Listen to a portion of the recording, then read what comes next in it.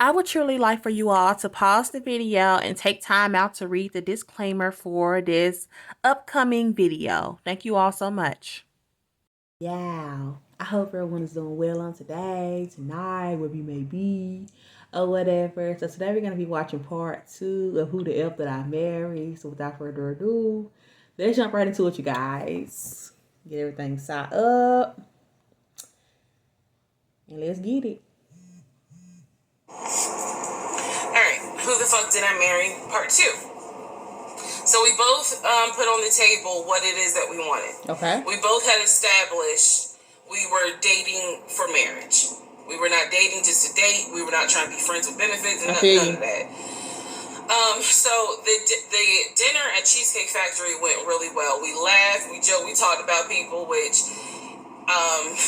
is kind of up my alley, my sense of humor.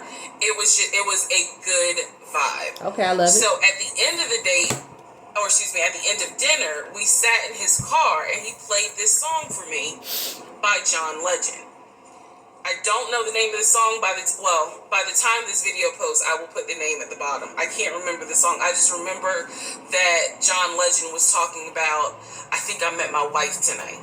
Oh, snap. And I thought it was a sign. So I was like, oh my God. Of course. So anyway, we ended up sitting in the car talking just about life and experiences until about midnight. So during this conversation, he again is telling me how it was, what it was like living in California, how he went out there, he went to San Diego State, he played football for San Diego State. He talked about how, life, he loved it out there, so he stayed. That's when he joined the company. And then he explained that he also did arena football, but only did it for about 2 or 3 years. He claims that while he was doing arena football, the team that he was on won a championship. Okay. But again, keep in mind, I don't know anything about arena football. Me either. So I was like, okay, I didn't know that they had championships. And he was like, he got a little offended, like, yeah, they got championships. And, he was on that team. So he talked to me about how he worked at Apple. He worked something in the IT area of Apple, but it was in the store. Again, it was one of those, it's like when I tell people I used to work at Amazon. I really wasn't paying much attention to it. It wasn't too major, basically. So we talked about all that. We talked deeply into what happened with the ex-wife. It's because I asked. He was not volunteering all this information. So in other words, I get very uncomfortable when men start talking about their ex a lot. That's not what happened. See, I really like that though, actually, like the fact he actually wasn't talking about his ex. I can't stand when people try to come along and always try to like throw like their ex up under the bus all because they're like not there to like defend themselves. Like, let's talk about something else. Like, why do we gotta talk about your ex? I don't want to talk about them. Lead them where they're at. Come on now. Asking questions because I was really trying to figure out. But she was asking the question. Is this are you ready for a relationship or are you still missing her? Exactly. So we talked about that. We talked about my exes. That was a mistake I made because I talked about how I dated at one point in time somebody I worked with. Try to use it against you. That will come back later. Okay. Noted. And he seemed real cool about it. He was like, that was before me and blah, blah, blah. So the conversation. They always say that. Midnight comes and I go home. Yes, I went home. We ended up talking. Mind you, our first date was March 7th. Okay. And within about 2.5 weeks, Brian Kemp, our governor, shut Georgia down. We were going to be on lockdown. So during those 2.5 weeks, we talked every day. We went out again at Red Lobster. Okay. I remember Red Lobster. But everything was going great. The issue was, where are we going to quarantine? So the question was, are we going to quarantine at his place, which he had like a studio type of situation. Like, it clearly, where he was staying, I was like, it's like a studio apartment, but he kept telling me, like, this is temporary because I'm looking for a house. Like, okay. He showed me the email from a woman who worked at the company where she was out on maternity leave, but she was putting him in contact with a realtor to help him find a townhome or a single family house. Okay. So I was just like, okay, this is definitely temporary. Like, he's not trying to stay here long term. And she was apologizing in the email. I'm so sorry, this should have been taken care of before you got here, but it wasn't, da da da da da. I saw the email. I read it. I read the email. Okay. So the decision was, we're going to quarantine at the studio, or we're going to quarantine in my house? First mistake I made. Well, there's a lot, but this was a mistake I made. Okay. So ladies, caution moment. During one of our dates, because keep in mind, in those 2 weeks, we were seeing each other quite a bit. Nothing physical or anything like that. Just two people who I thought were really on some. All right, let's see if this is going to grow into something. He came to my house. When he came to my house, I had a 3-bedroom, 2.5-bath townhome. He was in his studio. Okay.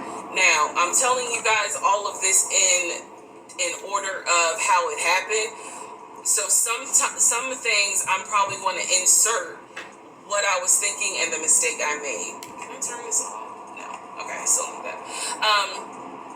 And I say that to say that I did not realize inviting him to my home probably made his eyes go, oh shit, she's a keeper. She got this 3-bedroom, 2.5-bath townhouse, and I'm in like a little studio. Yeah, let me go ahead and pursue this. What first mistake, right there. Here. Well, not first mistake, but a mistake. The decision was made: quarantine at my house. So the state went on lockdown. He came and stayed with me in my home, and for the most part, in the initial beginning, it was fine. It was fine. The reason why I hesitate is because I grew up in the church. So for me, it was really like an internal struggle of, bruh, you always said you would never live with a guy unless he was your husband. It'd be like that. And now you living with a dude and he ain't your husband. Like, it was a struggle for me because I knew better. And don't come for me. I'm just telling you the way I grew up. It was like that. It was not sitting right with me. But at the same time, keep in mind that everyone does have their beliefs. So y'all give us some grace. I didn't want to quarantine by myself. I did not want to. So there we go. So he moved in. We talked about the bills. Let me clear something up that I said in the other video where I said he paid all the bills. Okay. He paid all the household bills. Okay. He did not pay my car payment, my cell phone, or my car insurance. I'll be clear. He paid the rent because my rent at the time was less than $1,000. Okay. Where you were living? He paid the utility bills. And so when he's telling me that he's a regional manager, I was like, right. Wow. Okay, so you got money. Just like that. So he paid all the household bills. So my check really was just taking care of me, myself, and I. And I am not. This is where it's not gonna make me look good, but it's the truth. Okay. It was intoxicating to not have to worry financially about how to pay the bills. I feel that though. It was a wonderful feeling. I get it. And so I kind of pushed to the side the fact that you shacking up because it's like it be like that. Your paycheck, you don't have to worry right now. Like he's taking care of all of April's bills before April even comes because this was still March. That's what's up.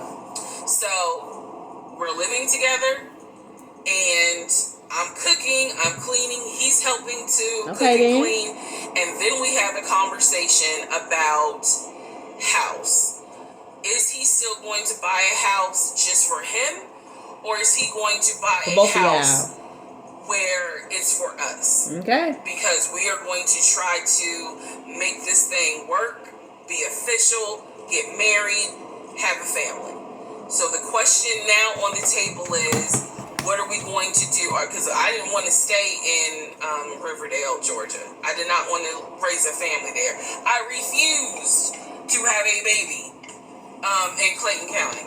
So the decision was made. Let's start looking for a house for both of us. Remember, he was already looking for a house for him. But then he was like, you know what? We're together. I plan to marry you. Okay. Let's look for a family home for the two of us. He was like, this is how much I was approved for. That's when he showed me the Chase paperwork. It was a letter stating that and it had the Chase emblem at the top. Okay. He showed me a letter stating that he was approved for $700. Okay. So yeah, I'm assuming that wraps it up for part 2 of Who the F Did I Marry. Stay tuned for part 3. And I'll catch you all on the next video. Take care.